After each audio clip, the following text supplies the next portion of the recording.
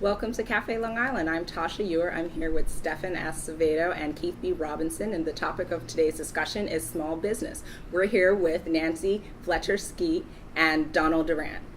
Welcome to Cafe Long Island, Nancy. Thank you. Thank you for joining us. I wanted to ask, are you a member of the Long Island community? Yes, I am. I reside in Uniondale for over 30 years. I'm a member affiliated with Uniondale Chamber of Commerce and Uniondale Community Council, very active in my community. Hi Nancy, how you doing?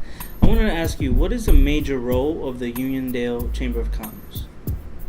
Well, the Chamber of Commerce is in business to help establish new businesses as well as work with established businesses. And we also work with the civic groups to improve the quality of life in Uniondale. What are some of the concerns or major issues that are facing small businesses here in Long Island? Well, one of the problems is taxes, and a strong Chamber of Commerce to help businesses grow would help alleviate the taxes for the business as well as the residents, which is very important. Yeah. And with the Coliseum not being rebuilt yet, we're very concerned about that. That has a very big effect on the businesses, especially on Hempstead Turnpike. Are there any actions you guys are taking to sort of... The legislator is still working on it. I also had a personal question. I know that I've talked to this with family members a lot of times, and I wanted to know how do small businesses, certain small businesses like bodegas or corner liquor stores, how do they affect the community? Do they give a negative stigma to them? What I would like to see instead of that would be to build some type of an establishment where our young people could go, like a cyber cafe, where they can go someplace after school, do their homework, get internet action, as well as a good meal. Because there are many children in the school today that once they leave school, they don't have that good meal. Yeah. You know, and the cyber cafe, because everything is online today, they can go there, get Wi-Fi, do their homework, as well as socialize and network. Yeah, the more support, the better. Yes. How would we go about, what would be the first step or stages to go about that? Like, if you're a community member and you wanted to take action towards that, how would... Well, actually, there is something that they're trying to work on in Uniondale. John J. Burns Community Center has been raising funds to redo a piece of property over at A. Holly Patterson, and he's been working on it for quite a few years. David Greaves is the founder of John J. Burns, and they have been working quite extensively trying to build a community center for our young people. And, there's always a bad stigma about our young people, and, they always show them doing negative. There's a lot of good kids in Uniondale. Yeah. A lot of good kids. We have a program called Science Research where Dr. Lickman has run that for over 10 years. My son is a graduate of that program. And a lot of the kids, they go on to become doctors, and they go into all types of fields from that. You talk a little bit about some of the challenges that you may have gone through in opening your business. Well, one of the main challenges that I find is to be on the right street. Location is key. And without that working for you, you have yourself at a disadvantage. And my current business located on a main drag, I happen to have 3 views from traffic, so it helps me in that way, but I don't have a lot of walk by. People will be maybe watching the show. Maybe they're thinking about opening up a business, or just thinking how in terms of how I want to open up a business. What can I do, or some of the steps that I can take to open a business? And that's you can talk about this as that as well. But I'll direct the question first to Don. So what are some of the steps that you took, or they could go to open up their business? Well, I think one of the steps is to believe in the business you're opening. Don't just open a business because there's a for rent sign. Believe in the business you're in. Talk to organizations and chambers of commerce where you are, because they have insight and inside pointers that they can give you. And also make friends with your banks so that they're willing to trust you and trust your judgment in running a business.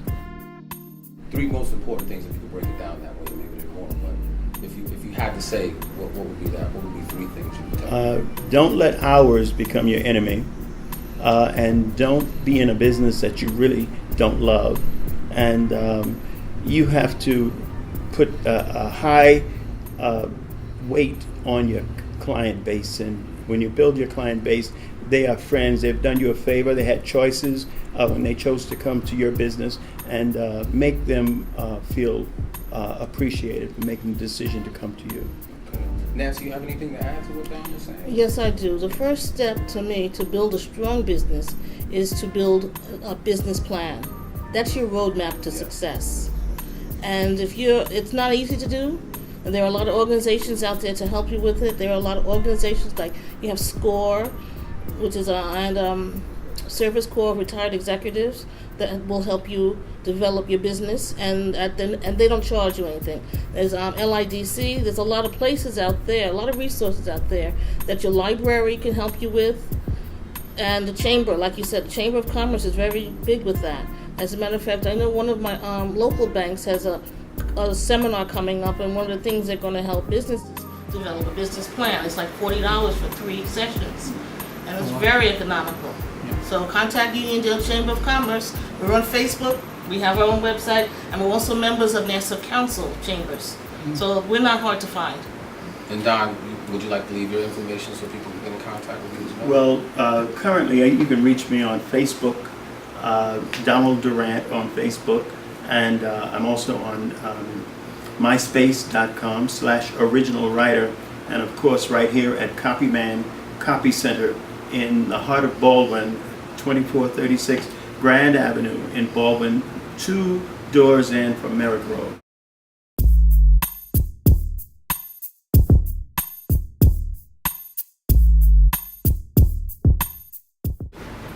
Hi, earlier on I got the chance to sit down with Mr. Donald Durant to find out more about the man and his business. Let's take a look.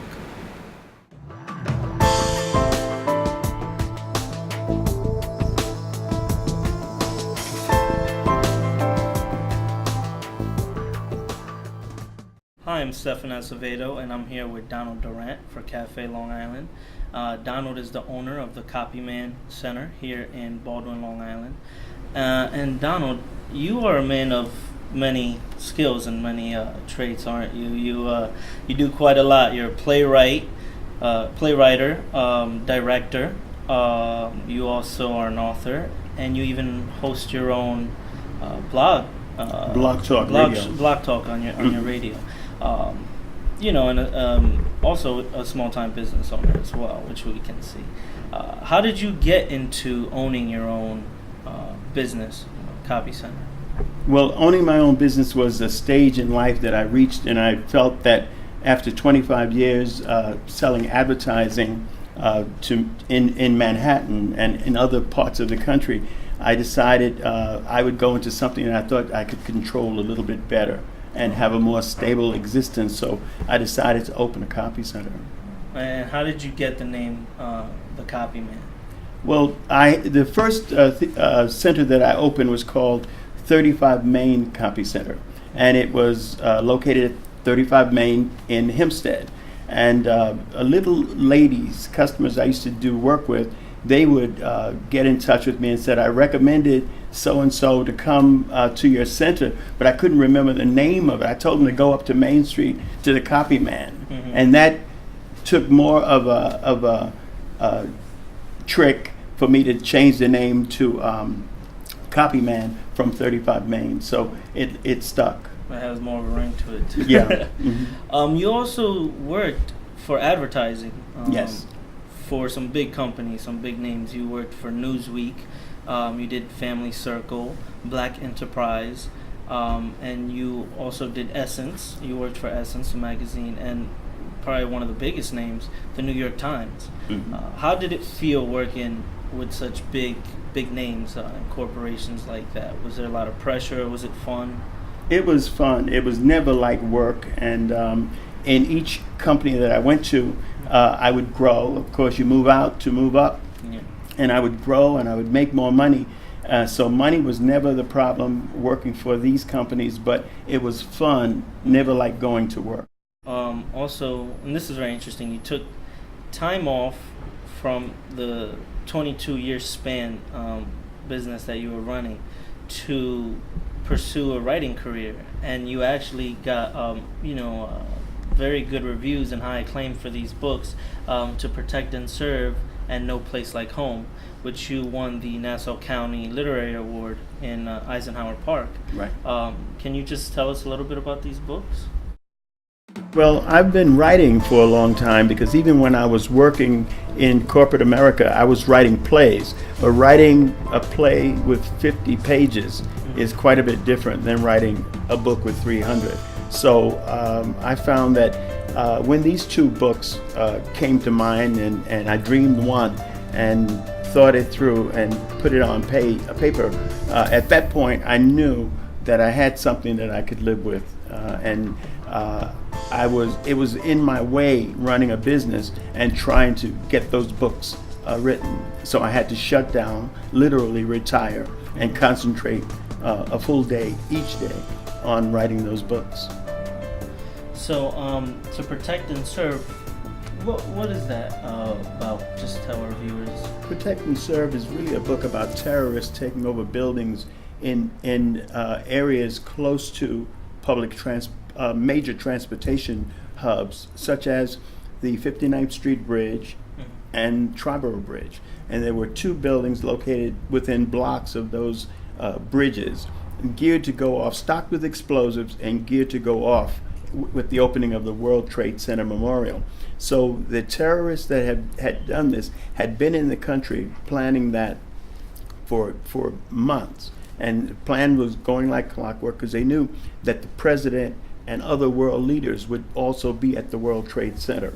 And the book was written 6 years ago. When I read it in the paper recently about when we opened the World Trade Center Memorial, how much fear there was, it made me regret that I hadn't kicked that book up a notch. A Place Like Home was a book about a young man, 16 years old, who had quit school. He was laying around the house. His parents got into a hassle with him, and as he stormed out of the house in the midst of a hassle, the last thing he heard his mother say was, "Remember, there's no place like home."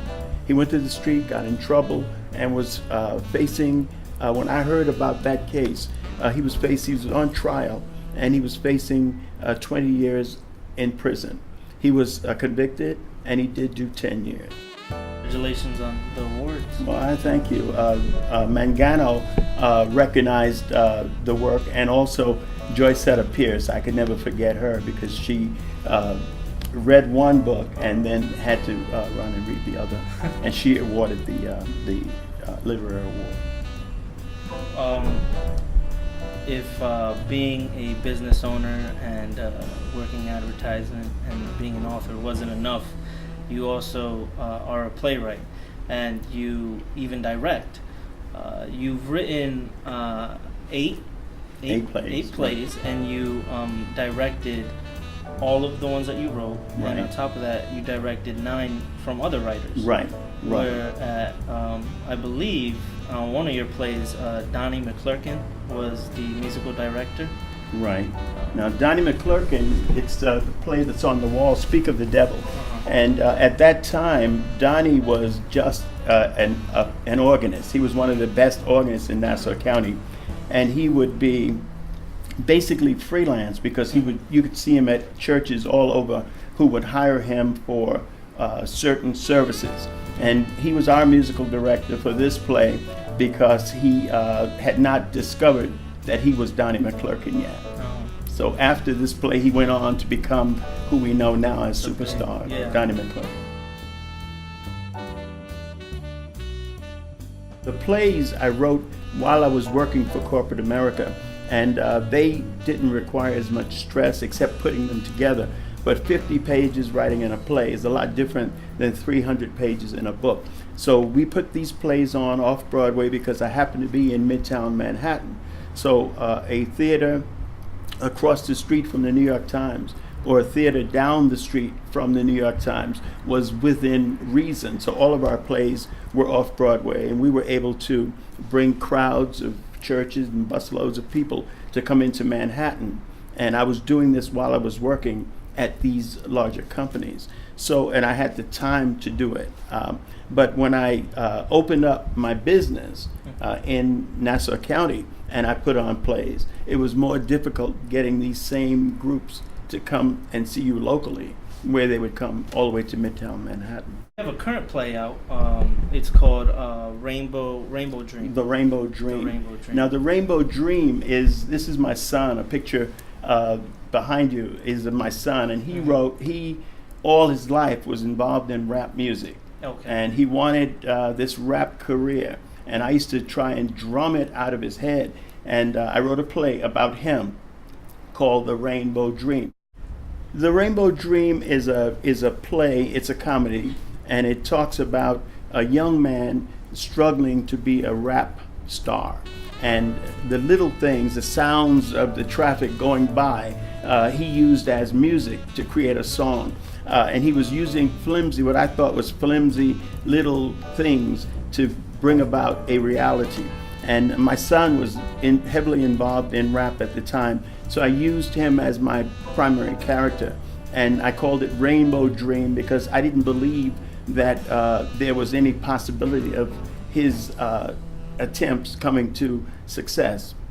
So he went on over the course of several years, and he did the right things and made the right contacts and wrote the right words, and he was able to put together 3 albums, some of them hanging behind you, and they all went triple platinum. Oh, wow. Congratulations on that. Thank you. Now, if we wanted to get to know you more or get to know more about you, where would we reach you? What would be the best place to reach you? Well, I must say, Copyman Copy Center in Grand Avenue in New York, in Baldwin, Long Island. But I have a heavy presence on Facebook. I love Facebook, and I spend quite a few hours, idle hours, on Facebook. And I think I have about 4,600 friends there.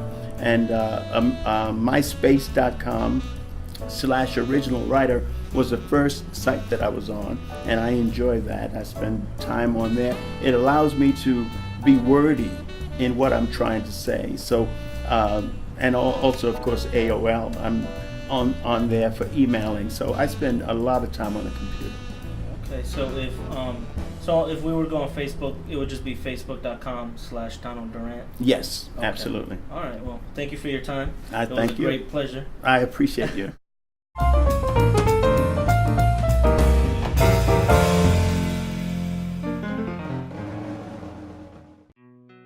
Hi, this is Keith B. Robinson from Cafe Long Island, and I'm here with our arts and entertainment reporter, Aziza White. She's going to perform a poem called Blackout. So what's the inspiration behind Blackout?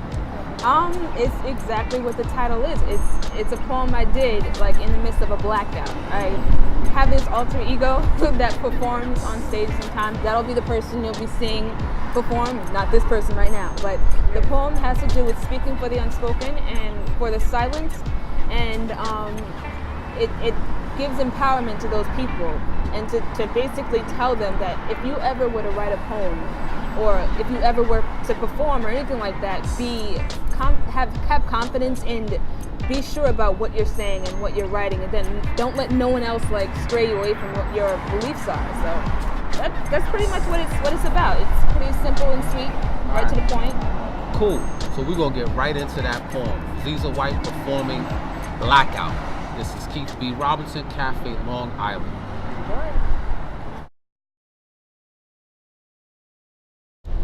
Wrote this so hard I blacked out and soaked myself up in ink. Woke up half-faced, covered in the cause of what some would say I wrote blasphemy. Felt like a warrior brought back to life as a gladiator on acid. See, I must have swallowed a cuttlefish while leaving Eris writing murder in my sleep. Middle finger, index, and thumb left a numb hand covered in black as I rendered dubious consciousness back after a minute or 3. Finger painted my desk with a gentle sadistic streak. See, back then, my pen would have had me burned as a laughing witch with bruise strung down her forearm where I once thought of slitting. Wonder what color would have made my blood turn if it spilt from the ankle of my hand and react to ink by spelling out leftover words I've yet to spoken birth to. Wonder if it would sting more to be so curious. Writing in such dedication would give a stroke if I were left-handed. But lucky me to be model for some things and right-handed for others, as some should. But I'd write a dictionary for the muted tongue with both hands if I could.